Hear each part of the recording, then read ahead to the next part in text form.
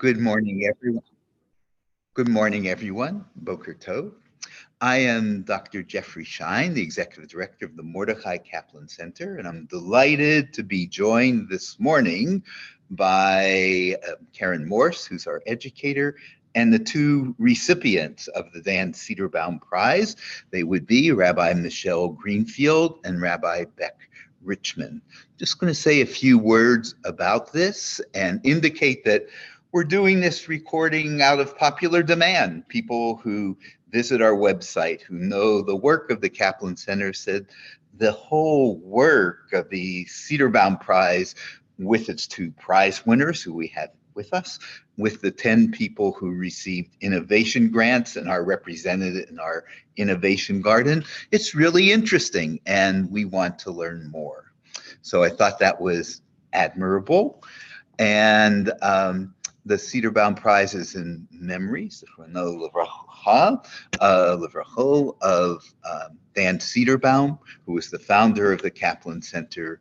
We were so pleased that we had 39 applications for the two Cedarbaum Prizes, and the two that rose to the top out of that healthy competition were the projects of Rabbi Beck Richmond and Rabbi Michelle Greenfield. They're very different projects. They're very interesting, but I'll let you judge that for yourself. I'm going to call first on Michelle. I'm going to drop the formality so this can be more like a dialogue at this point. So my colleagues are going to be Michelle and Beck. I'm Jeffrey. And Michelle, could you give us a quick overview of your project? You need to unmute, Michelle. Thank you. I'm sorry. I'm Michelle Greenfield. I use she, her. I'm one of the rabbis and the Torah school director at Kol Tzedek Synagogue in West Philly. Our project is creating a new curriculum for our students to learn to really read and lead tefillah, but how to do that with meaning built in. We're creating a series of booklets that are kind of like textbooks, but our goal is so that for them to be able to be printed easily, to allow our students to learn a few major prayers that we want them to know how to read and lead, but with context and with the values that we hold. We don't want to be explaining to our students that we're putting books in front of them that don't match our values. Instead, we want to be creating things that allow them to bring their whole selves into their learning. Our students generally do their Hebrew learning in groups of 2 or 3 with one teacher, so they're designed for that, but could be used in different settings. Thanks, Michelle, very much. And I'm going to turn to Beck. Could you tell us about your project, Beck? Hi, I'm Beck. I use she, her pronouns, and I live in Cleveland, Ohio. I'm a scribe and a potter, and I'm on the faculty of the Jewish Studio Project. And I was awarded this prize to build and explore what Jewish communal art could be like here in Cleveland. So I'm working with my friend and colleague and co-house owner. We live in a duplex together, Rabbi Micah Shapiro, and we are working on building something that we're tentatively, at least right now, calling Beyadenu, which is in our hands. And it's a center and a hub for visual and music, visual arts and music, communal singing, to come together. So we are exploring this year, taking a very little step, as we are both parents and parenting a baby and a coming baby very soon. Taking little steps to do something once a month, a monthly makers program, where we use the Jewish Studio process, a methodology that comes out of the Jewish Studio Project, and we're integrating spiritual grounding using specifically song to ground us, textual inquiry, and a facilitated creative process. And the idea is that we're going to be using the texts that we are exploring in our textual inquiry are make up the words of the melodies that we are learning together. So really trying to expand out our engagement with text to the field of song and the field of the canvas. Thank you so much, Beck. I'm going to turn it over to Karen at this point. Okay, yeah, thank you so much. That's so interesting to hear about these projects. I was just wondering if you could go into perhaps a little more detail about how the projects are just unfolding. I know you started a little bit of that, but if you wanted to elaborate some of your opening comments, I guess we'll go back to Michelle. Sure. We have created a short packet about Havdalah blessings because we do Havdalah at the end of every school day at our Torah school. We wanted to use that as a bridge from the learning to read to the learning prayers and learning to lead prayers. We know that some of our students are not present at Shabbat services and are not as familiar with some other pieces that we're introducing. So we wanted to use that as a way to introduce prayers and prayer learning. So we've completed a short Havdalah packet that our students, we have a small number of students who are working with that now, and then we'll gather feedback from teachers and students. And we are just finishing up a 9-lesson booklet on Sheman Be'ahavta, which is, we're in a current last round of editing before we pilot it. We know that it's not, will never be a last round of editing, but we are hoping to have it this week printable and ready for our students to start using so that we can then gather feedback and finish editing it, at which point we'll be ready to share it. We have a teacher who we're able, thanks to the Cedarbaum Prize, to bring on board to help us do some more detailed graphic design and editing to make it look a little bit more like just the Google Doc that we built it as. And we're very excited that once we move into the next step, they'll be able to do that with us. And we're looking forward to our next big unit will be the Torah service, which will be a little bit harder for us to think about content for. We're excited to think about how to make that relevant and put that in the context and the values that our students have next. Thank you so much. The materials are so wonderful, and you'll let us know when they're shareable outside of your congregation. We're really excited to share them. I want to make sure that they're we totally a little bit more polished. Absolutely. No, that's so exciting. Thank you so much. And Beck, did you have more to add? I know you talked a little bit about you getting started on these monthly. Yeah. First of all, just say, Michelle, it's so sweet to hear about Kol Tzedek and having just left Philly. It's so heartwarming and exciting. And I'm really glad that you're doing that for all of us, really. So I would say that I'll come back to this in my like what we've learned. We're going to talk about what we've learned later, I imagine. Yeah, what's happened so far mainly is that we have moved to Cleveland, and we're figuring out what communal gathering space could look like. And it's taken longer to get off the ground than we had anticipated. Although anyone who wasn't us could have anticipated that. So what we've done so far are a bunch of one-on-ones and planning together and setting up space. And we've had one small gathering, and we're on a roll now, having had that gathering, and we're in the process of planning our gatherings for the next few months. And it was really sweet to bring people into our home and to start small. We started with a small targeted list of people. We didn't want to have a huge gathering in our house. And we wanted to really be intimate and have a chance to build relationships through that small space. And it was very successful and extremely sweet. And yeah, just someone said at the end of the session, a lot of us have been waiting a long time for something like this to happen here. So that was very heartwarming, to just feel like, okay, slow and steady, small is good. And there's a need that I think we're starting to at least make a nod towards. Oh, yeah, that is fascinating. That is, like, in terms of an innovation, that is, so endearing and important to, to hear that. And it's such a journey, I think, and that's why we're here together to learn about. So in terms of moving forward, we were just wondering, what are some of your goals as we start the secular year of 2023, and how do you hope things will proceed and, throughout this coming year? We'll go back to you, Michelle. Yeah, thanks.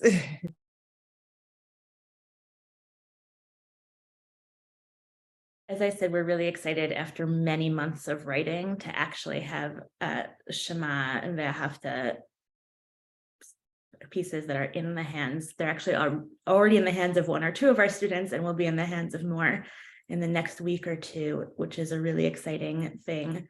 And we're not waiting to write the next pieces, because otherwise we might be in this process for a very long time. We will edit as we go.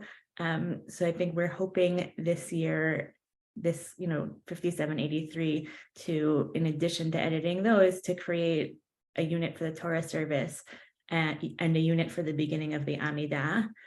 We have 1 or 2 more that we'll want to do after that, but hope that will give us over a year of material for students to be learning with, which is really a great start for us.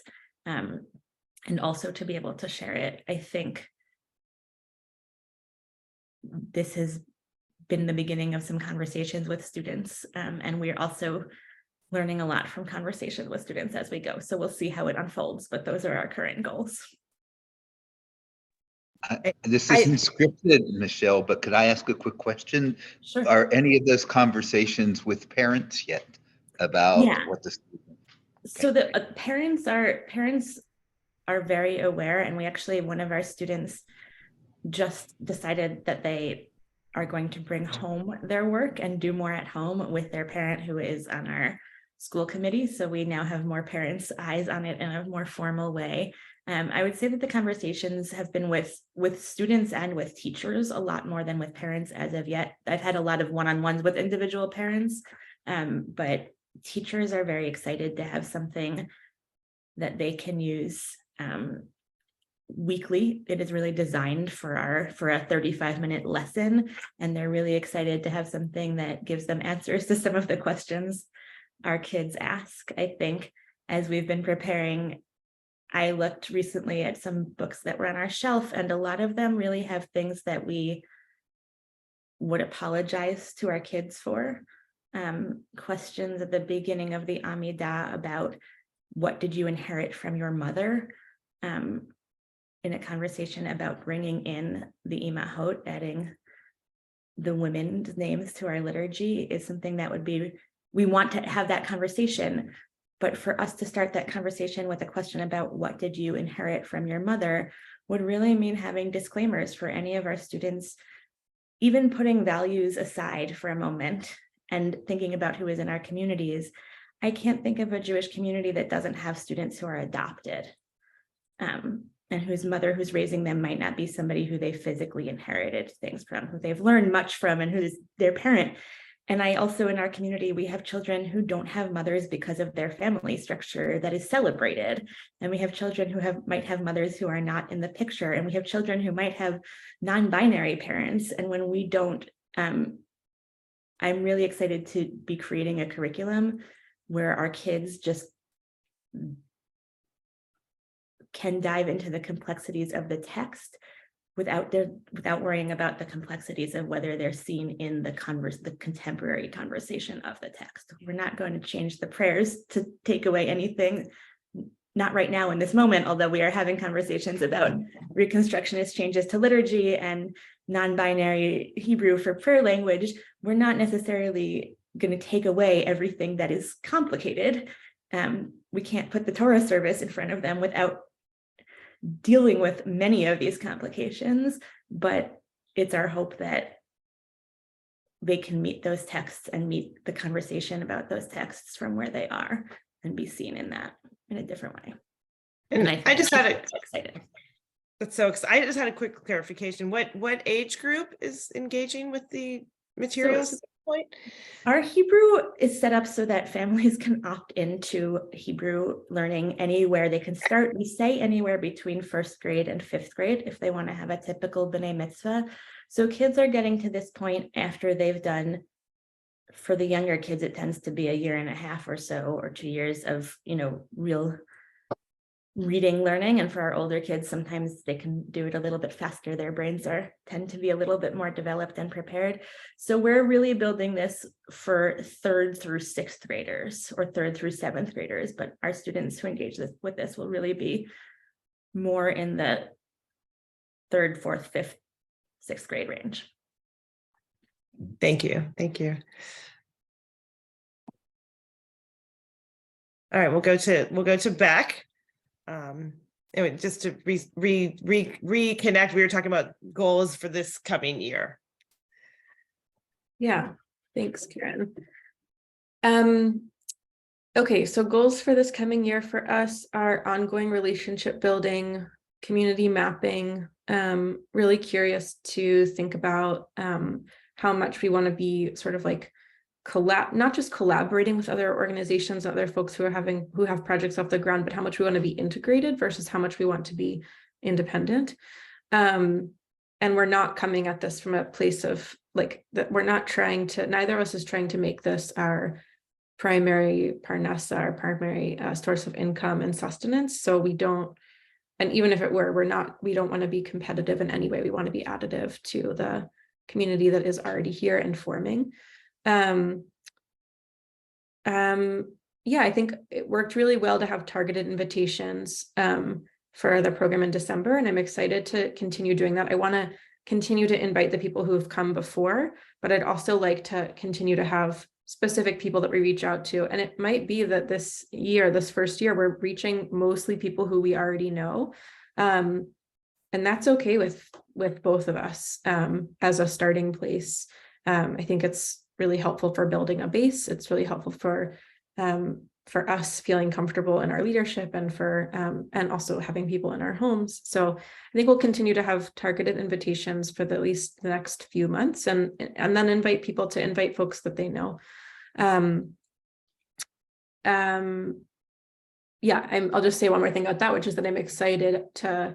One of the things that I have found to be difficult in the past with community programs is the sort of like dread of wide outreach, and that has a place and a value, and I feel blessed that we don't need to do that.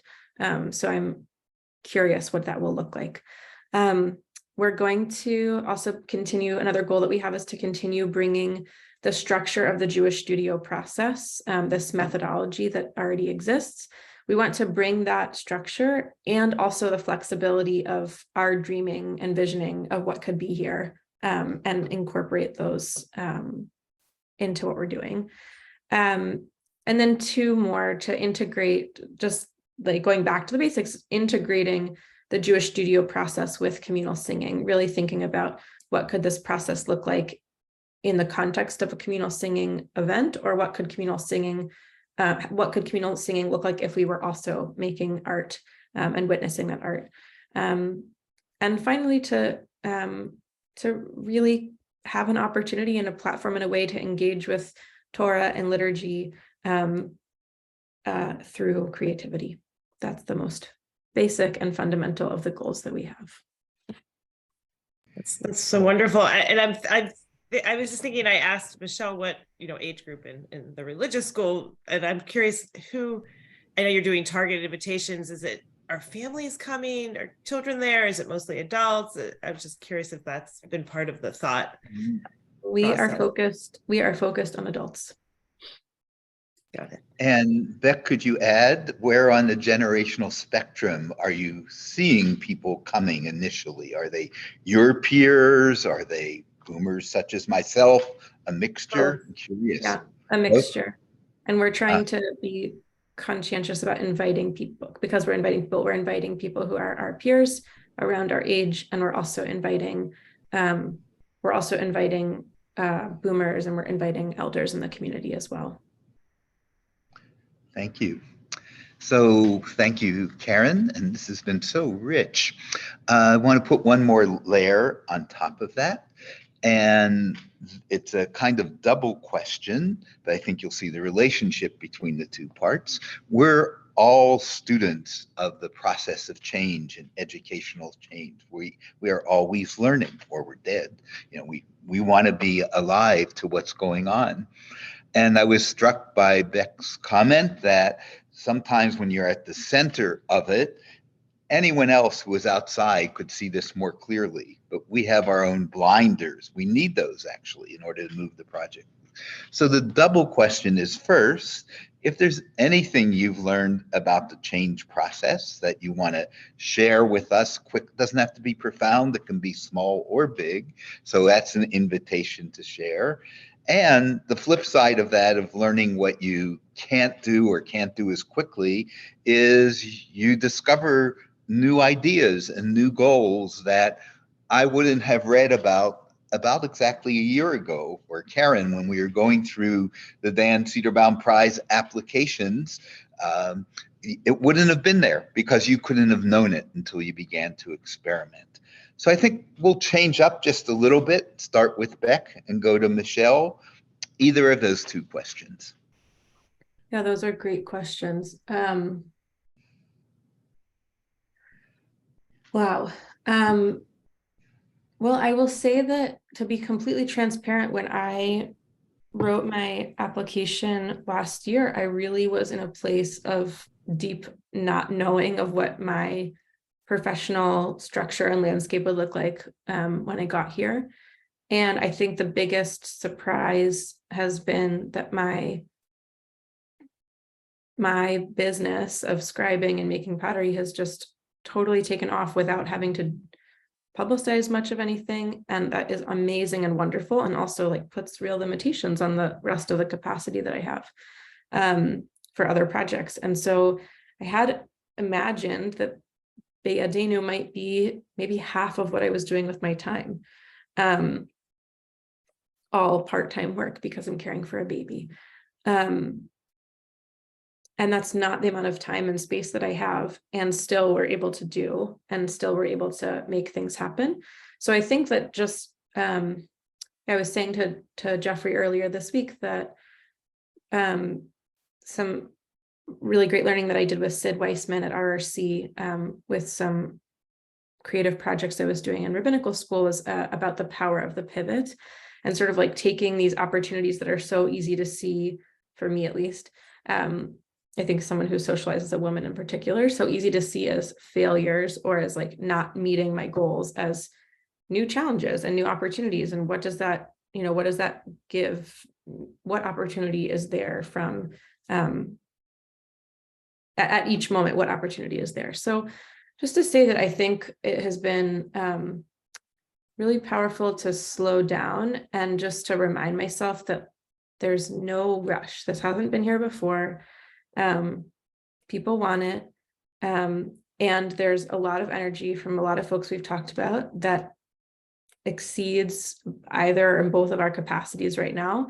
And I think that's a great thing, actually. I think it feels really good to feel pulled and to feel like there's a call for this to be happening, rather than us trying to like push an agenda. And most of the time when I've done creative projects or started something new, I've really needed it to work for my sake or for my sustenance. And it's a real privilege and gift to be able to do something and experiment with something that I'm just genuinely open and flexible to seeing if and how this will take off. And I think also just, Jeffrey, to your second question, something that I feel like I've discovered here is that I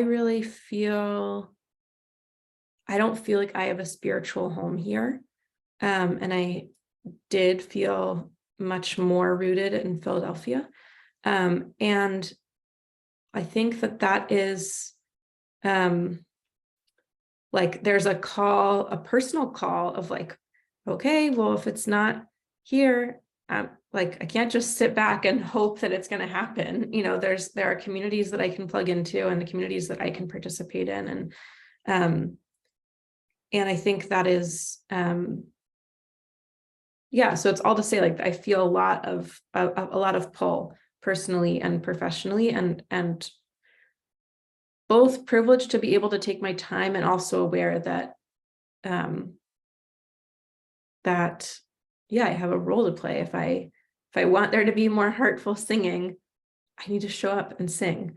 And we need to like make those spaces happen and offer ourselves up to have that happen. So yeah, curious, very open and curious.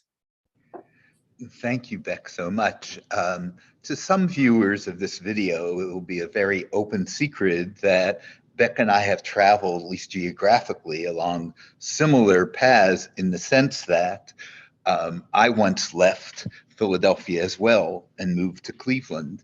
And one of the places that is one of Beck's Jewish homes, the Kol Halev, was an attempt to recreate for myself and a smaller community and my wife, the community we had in Philadelphia. So Cleveland's open to such things, and I'm glad to be in a long path of innovators that include you now, Beck. So B'hatzlacha. And I'd like to turn to Michelle for her reflections about surprises and new goals.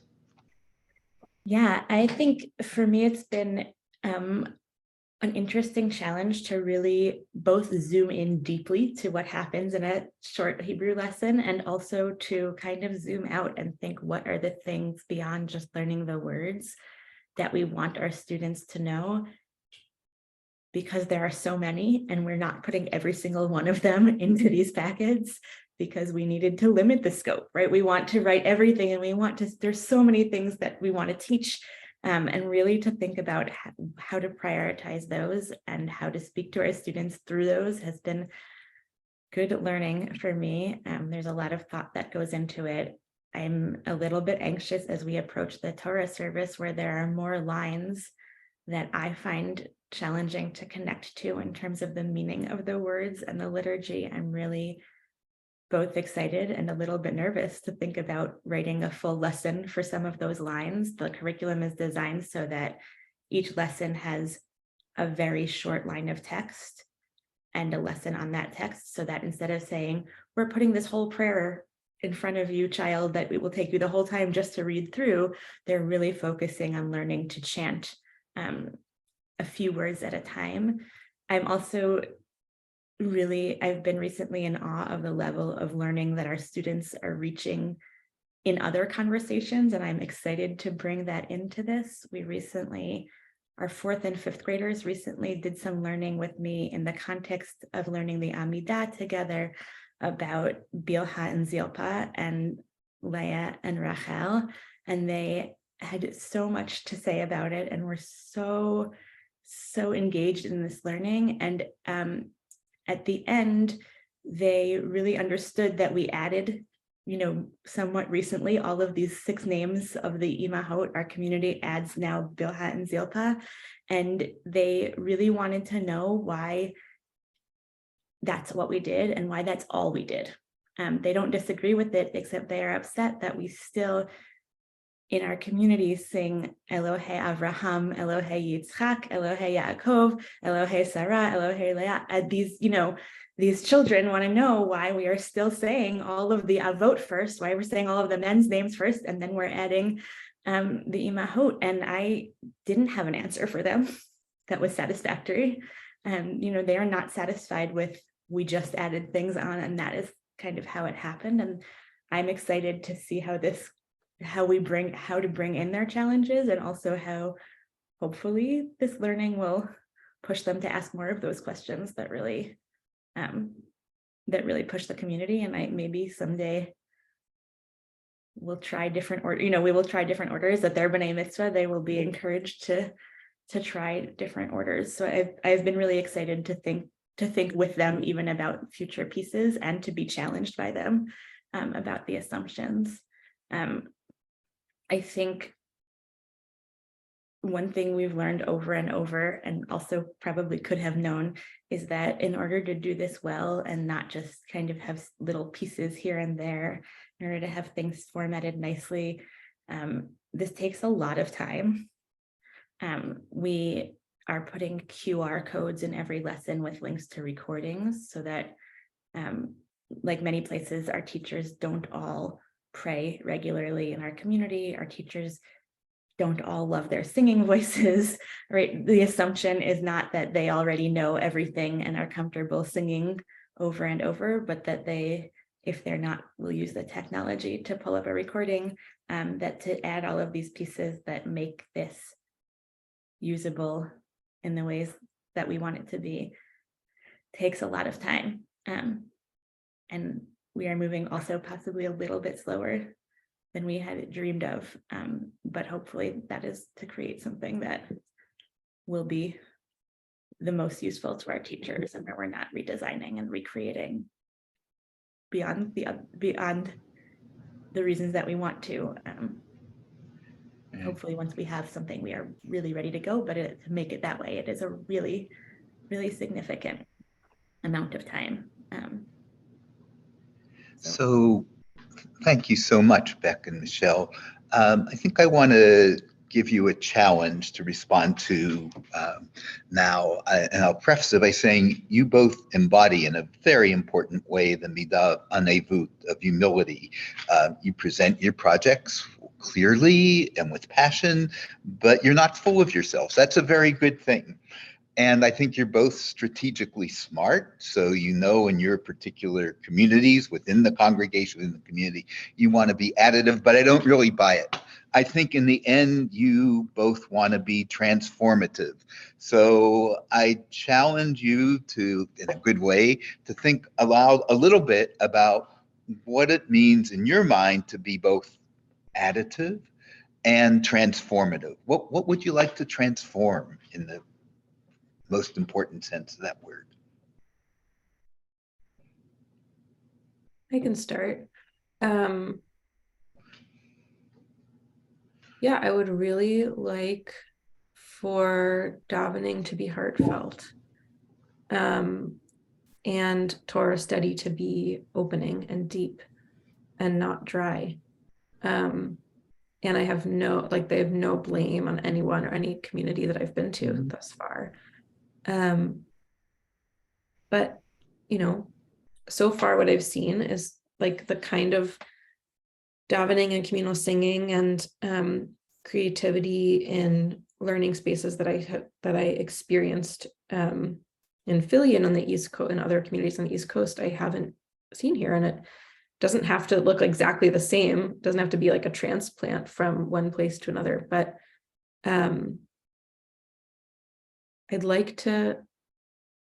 I'd like for things to feel vibrant spiritually for me.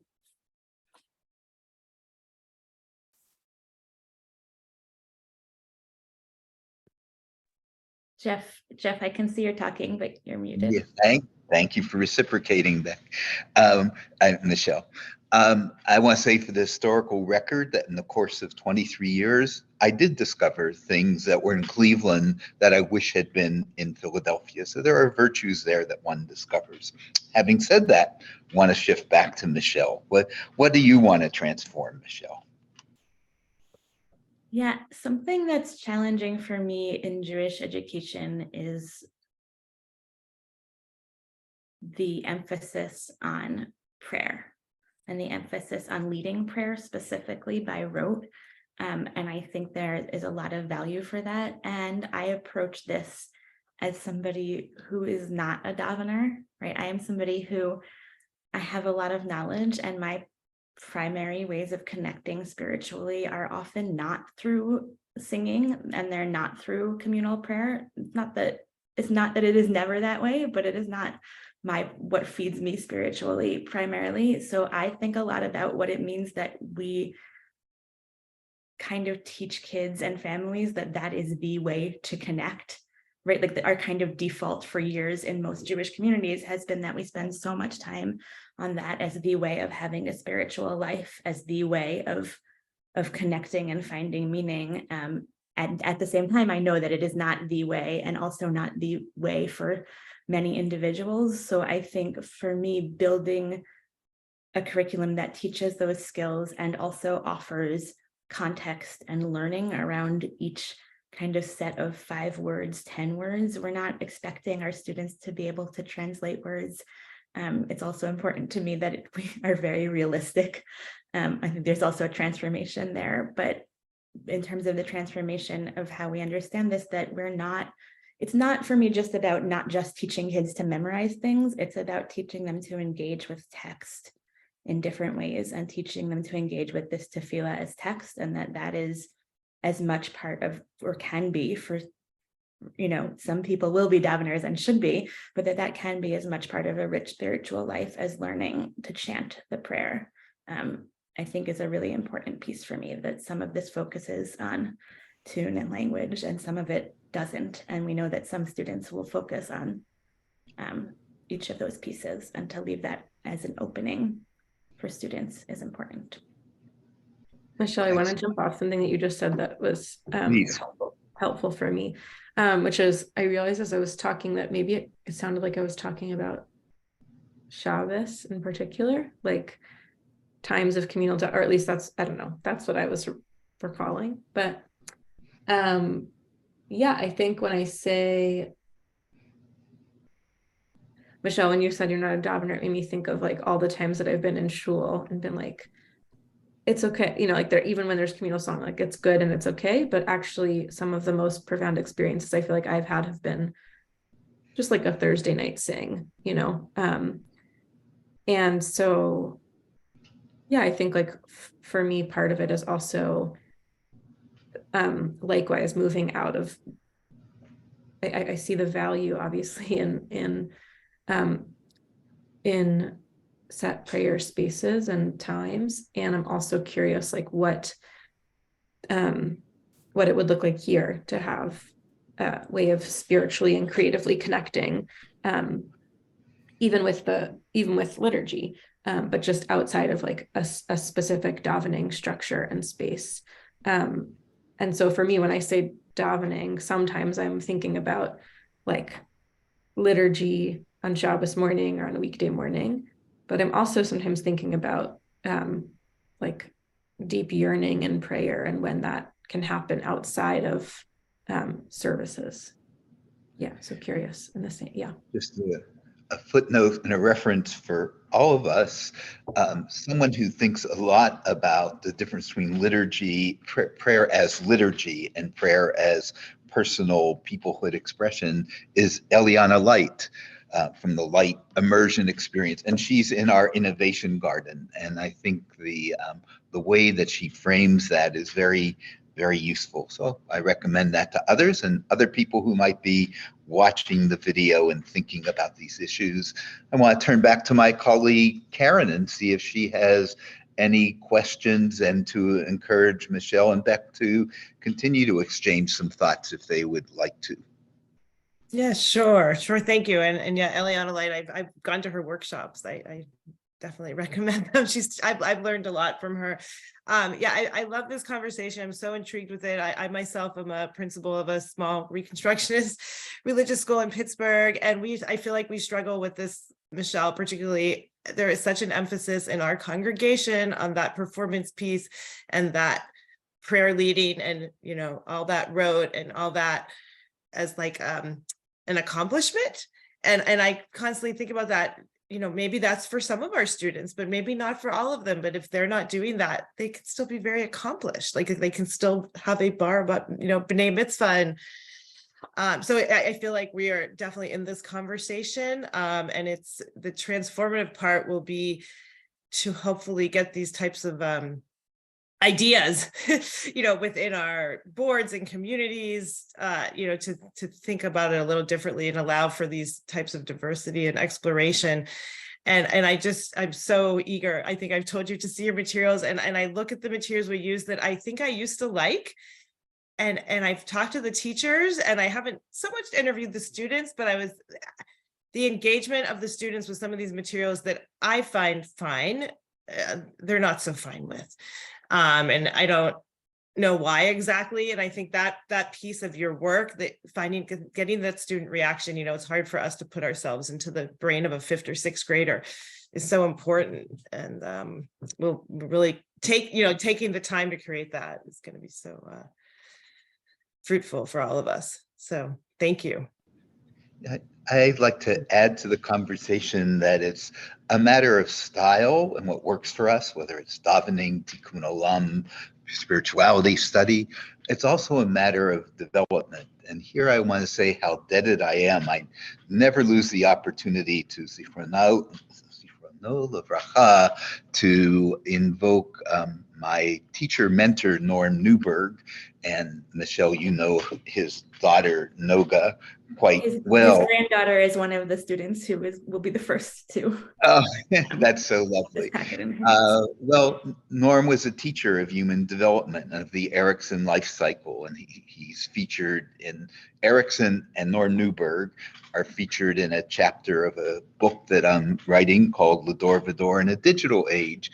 And one of the things that imprinted very deeply about me is that this need for mastery, while it can be so inappropriate to young children. My wife's an early childhood teacher who can talk a lot about the evil that's done when we try to get young children to master rather than explore. At a certain age, when their life shifts focus to competency and performance, that's who they are. That's their identity. Around 11 or 12, it varies. But so for me, this repulsion for performance is quite differentiated. And sometimes I just want to run from it. And at other times, at specific times of the life cycle, I want to immerse in it and honor it and help the learner master and perform, because that's who they are at that stage of life. So thank you for reminding me of that. Any comments between one another? You want to give a blessing to your friend and colleague as they do their work, or any closing comments? I'd like to just say thank you to you, Jeffrey, and to you, Karen, for this opportunity, and to the Kaplan Center. I'm so grateful to be a recipient of the Cedarbaum Prize. And Michelle, it's been really sweet to get to hear about what your work is and what you're doing, and just like constantly so grateful to have people doing the things that, like, it's so nice to have colleagues who want to do the work that I wouldn't want to do, and that and I just feel so grateful to, as a parent, also to know that that this is going to be in the world. So I'm feeling very grateful. Yeah, I'll echo Beck's thanks to Jeff and to Karen and to the Kaplan Center also for the opportunity to make this a project that hopefully will be shared, and that we can spend some more time on, to allow us to do this with a little bit more depth and intention than we might otherwise have been able to do. And Beck, likewise, I'm so grateful to do this with you.